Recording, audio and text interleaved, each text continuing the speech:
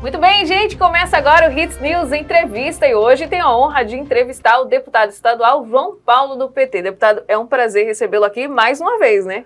Prazer grande, Raíza, estar com você e todos esses milhares e milhares de ouvintes e espectadores, etc. Isso. Bom, deputado, o senhor foi reeleito, né, na Alep com 74 mil votos e um pouquinho.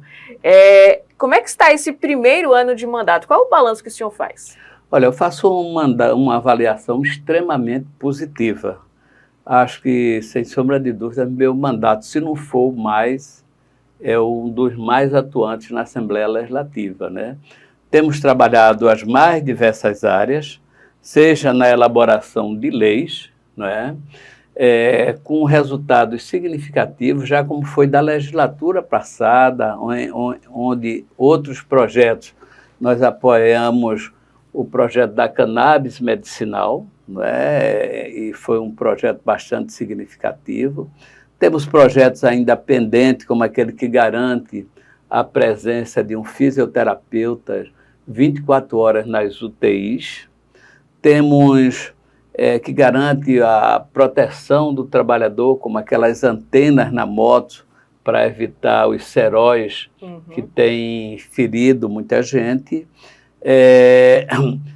Projetos na área de meio ambiente, tipo a não instalação de eólicas em áreas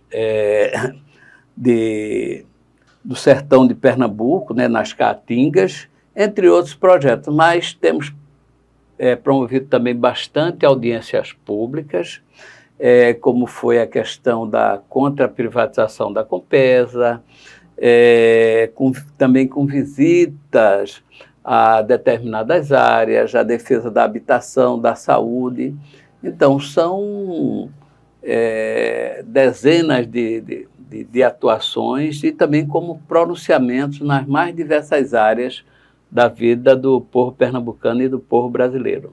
Bom, o senhor falou agora sobre a lei da cannabis, né? Eu queria que o senhor explicasse um pouquinho essa lei, porque muita gente ainda tem preconceito quanto a isso, né, deputado? Porque, na verdade, o óleo da maconha, o cannabis, porque o nome maconha ficou muito, eu diria, estigmatizado, né?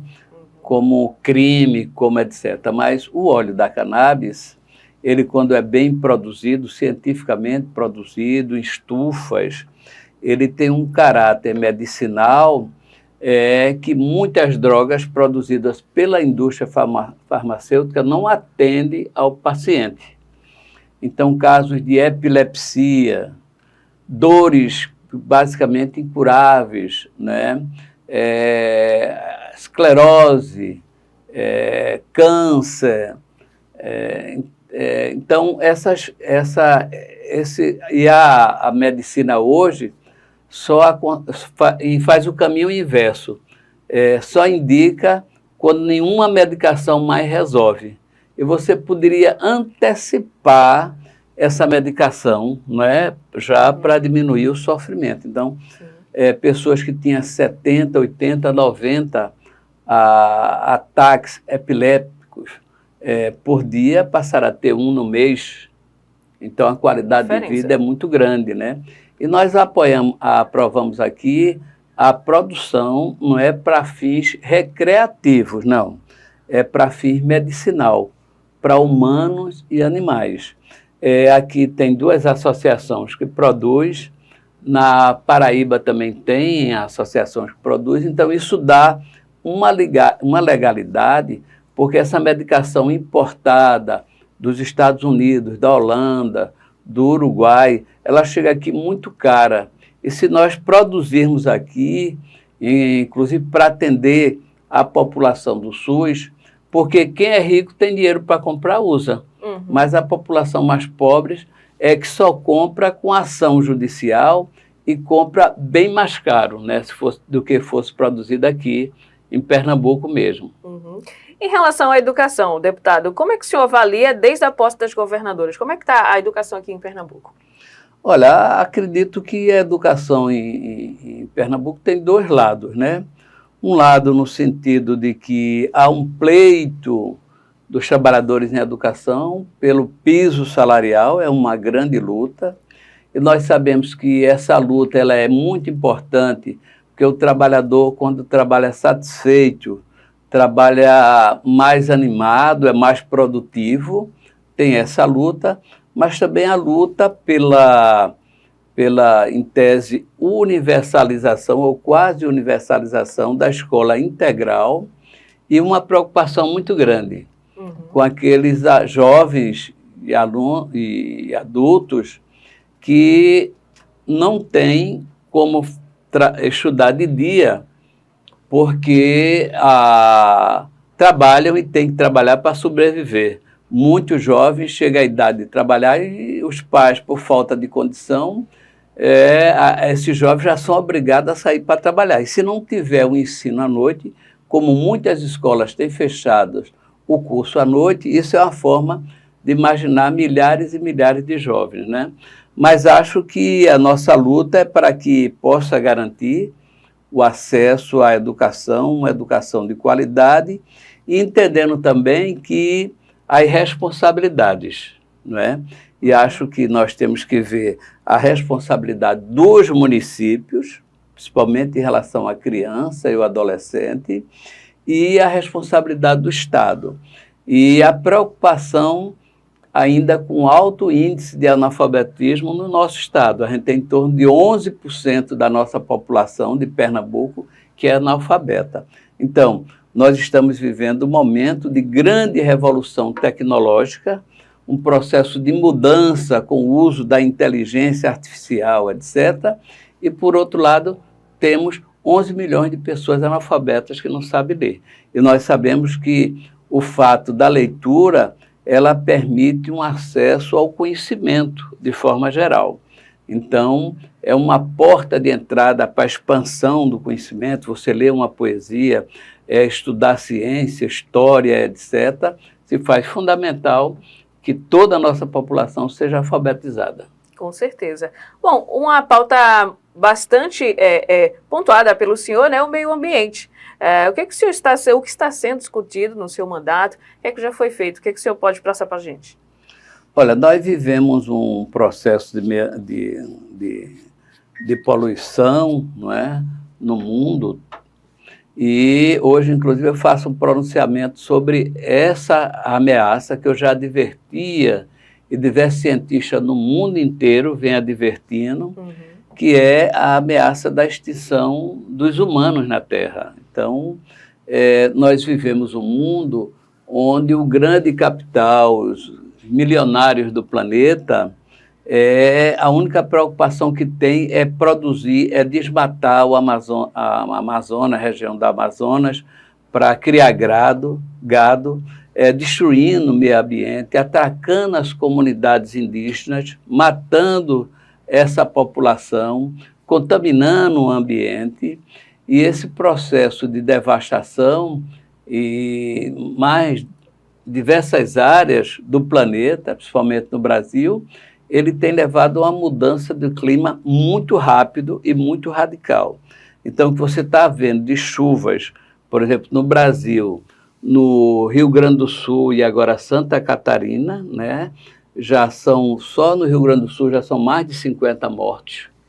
Mas você vê o processo dos rios secando no Amazonas, quem jamais acreditaria que os rios da Amazônia iriam ficar secos, com margens dos rios com mais de 30 metros, milhares de peixes morrendo, botos morrendo, né? Com a seca, e sem sombra de dúvida, nós vamos ter momentos extremos. É importante lembrar que em Jaboatão morreram 68 pessoas, e em Recife morreram 50 com as chuvas que caíram o ano passado, né? E morreu de onde? População, na sua grande maioria, preta, pobre e periférica, não é? Então, a nossa defesa do meio ambiente, ela tem se pronunciado, mas também a defesa do meio ambiente, da necessidade de uma alimentação de qualidade, né? Evitar refrigerantes, muitos doces, a necessidade de de exercícios físicos, porque a gente fala da ecologia do planeta, mas você também tem que cuidar da sua ecologia, porque as nossas veias são como rios, não é? E se você não tem uma alimentação mais natural, uma alimentação, você vai contaminando também, poluindo os seus rios. E isso vai levar a consequência séria no campo da saúde. É verdade, viu, deputado? Bom, Pernambuco e a violência nas cidades. Quais são os projetos da Alep para garantir segurança e uma melhor qualidade de vida, né, para os pernambucanos? Veja bem, uma das grandes questões que está colocada é a violência, principalmente em cidades como Cabo, que é uma das mais violentas do Brasil, e Jaboatão também tem um alto índice de violência, sem contar o feminicídio praticado contra as mulheres, né?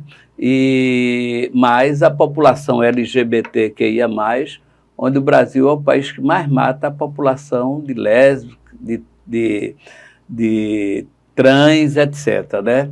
Então, a necessidade de se ter um combate efetivo, né? Estamos vendo aí os assassinatos dos médicos no Rio de Janeiro,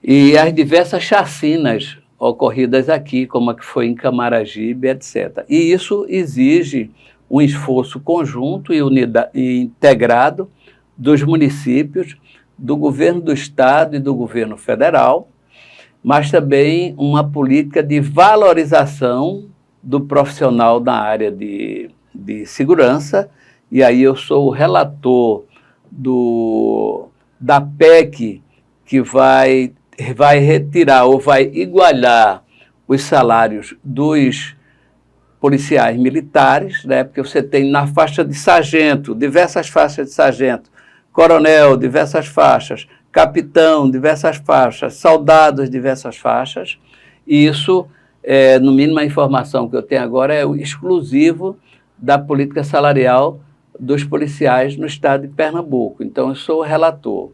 A outra questão está ligado a uma polícia que tenha uma visão cidadã, de entender que quem paga ele para fazer a defesa é a sociedade através dos impostos. Então, tem que ser uma política que respeite o cidadão e não venha a praticar crimes e excessos, como se tem bastante denúncia. Então, nós estamos atentos aí. Inclusive, eu estou agendando com o comando da Polícia Militar, do Bombeiros, com a Associação de Cabos e Soldados, para ver com eles essa questão da política salarial e o incentivo, né, à capacitação, à formação de policiais competentes que venham fazer e assegurar a nossa segurança. Que é bastante importante, né? Bom, a gente fala agora de futuro, deputado. Em relação às eleições do ano que vem, o senhor já deixou claro, né, que vai apoiar a candidatura do Elias Gomes, aqui em Jaboatão dos Guararapes. Então, fala um pouquinho para a gente. A candidatura de Elias, que eu conheço já de muitos anos, desde os tempos de fábrica, quando eu era operário e ele foi vereador do Cabo, né? Mas depois fui deputado estadual com ele, fomos prefeitos, eu do Recife e ele do Cabo. Fomos deputado estadual um tempo atrás, né, na década de 90. Ele foi administrou Fernando de Noronha, né, e já foi prefeito aqui de Jaboatão 2 vezes. Acho que entrou para o PT, vai ter o apoio de Lula.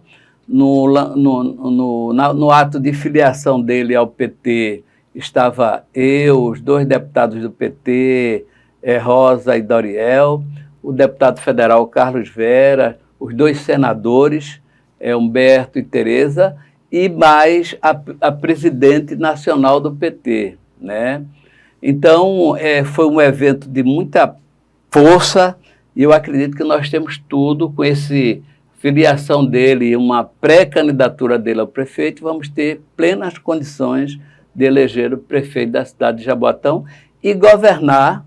Foi a linha do meu discurso, como o PT governa, como eu governei Recife, com orçamento participativo, priorizando a população mais pobre, evitando mortes nos morros e em parceria com o presidente Lula. E em relação à Prefeitura do Recife, o PT vai apoiar a reeleição do atual João Campos, né, do atual prefeito do Recife, João Campos, ou não? Veja bem, o PT está num processo de discussão, né?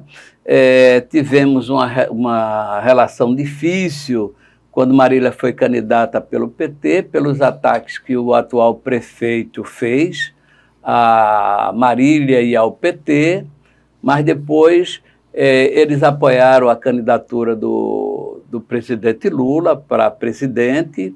Acho que há uma tendência a apoiar a candidatura dele, mas em que condição isso vai se dar é que vai ser definido ainda.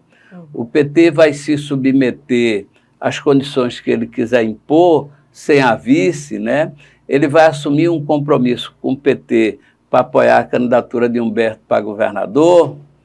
Se tiver entendimento, o PT vai apoiá-lo. Se não, o PT vai caminhar, talvez, para uma candidatura própria. E aí vai se ver a condição, se vai estar perto, se a governadora Raquel Lira vai apoiar ou não o PT. Mas isso é coisa que nós vamos discutir e aprofundar o ano que vem. Tá certo. Para a gente finalizar, deputado, a governadora Raquel Lira, né, assinou um acordo com o governo federal de 33 milhões que beneficia o agricultor familiar e mais de 7 mil famílias, né, que serão contempladas com o programa. O que é que o senhor achou desse incentivo e como é que anda a situação do pequeno agricultor? Olha, eu acho que é importante registrar o lado republicano do presidente Lula, que vem fazendo muitas parcerias, liberando muitos recursos para o governo de Raquel Lira.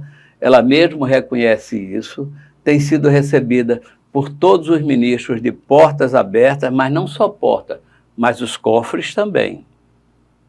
E isso é uma coisa boa. E ela tem registrado isso, e eu acho que esses 33 milhões, né, que vai para a agricultura familiar, e essa agricultura que alimenta a Ceasa, alimenta as feiras livres, que alimenta a população mais carente, é uma política do presidente Lula no combate à fome, não é? Então, entendo que esses recursos são extremamente positivos e Lula tem apoiado, independente de quem esteja no governo, ele não tem aquela visão que tinha o antigo presidente, né, de ser contra a vacina, contra a ciência, dizendo que a Terra era plana, não era mais redonda, não é? Foi contra a vacina, por isso morreram mais de 700 mil pessoas no Brasil com a Covid, e hoje o cenário mudou. Então o presidente Lula está apoiando a governadora Raquel Lira e vai continuar apoiando até o final do seu mandato, pelo bem do povo de Pernambuco. Isso, que é muito importante, né? Deputado, foi um prazer recebê-lo aqui no nosso programa, viu? No Hits News Entrevista. E, por favor, volte mais vezes. Ano que vem também, para falar de eleições e muitas novidades aí. Só o ano que vem, eu não vou voltar mais aqui, não. Não, você pode voltar esse ano ainda. Eu estou brincando, Raíssa, mas queria agradecer muito a você, ao programa, e me coloco inteiramente à disposição para que a gente possa ajudar os ouvintes, que acompanha a programação, possa estar atualizado com tudo que está acontecendo na política no estado de Pernambuco, do Brasil e do mundo. Isso mesmo, que é o importante. Obrigado. Mais uma vez, obrigada, deputado. Bom, isso foi o nosso Hits News Entrevista de hoje. Até mais.